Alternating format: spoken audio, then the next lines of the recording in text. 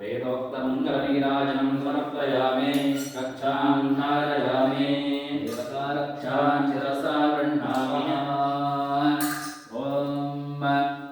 गणतर्षिः निषद्गायत्रे छन्दः श्रीमहागणपतिर्देवता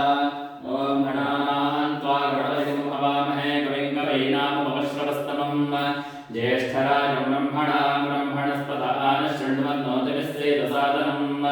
श्रीविघ्नेश्वराय नमः तद्विष्णोः परमं पदकं सदा पश्यन्ति सूरयः दिवेव चक्षुरातलं तद्विप्रासो विपन्यवोजागृवाकं सस्समिन्धते विष्णोर्यत्परमं पदं गौरेमिमाय सलिलानि कक्षते एकपदे द्विपदे साचतुष्पदे अष्टापदे नवपदे बभूषे सहस्राक्षरा परमेभ्यो मन् त्र्यम्बकं यजामहे सुगन्धिं पुष्टिवर्धनम् उर्वारुकमिव बन्धनान् मृत्योर्मुक्षीयमामृतात् राजाधिराजाय प्रसह्य साहिने नमो वयं वै श्रवणाय कुर्महे तमे कामान् कामकामाय मह्यं कामेश्वरो वै श्रवणो ददातु कुबेराय वै श्रवणाय महाराजाय नमः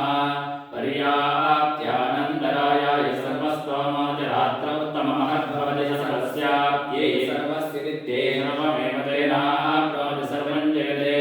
कात्यायनाय विद्महे कन्याकुमारि धीमहि तन्नो दुर्गः प्रचोदयात् यो वेदादोऽसरः प्रोक्तो वेदान्ते च प्रतिष्ठितः तस्य प्रकृतिलीनस्य परः स महेश्वरः पञ्चदुर्गायै नमः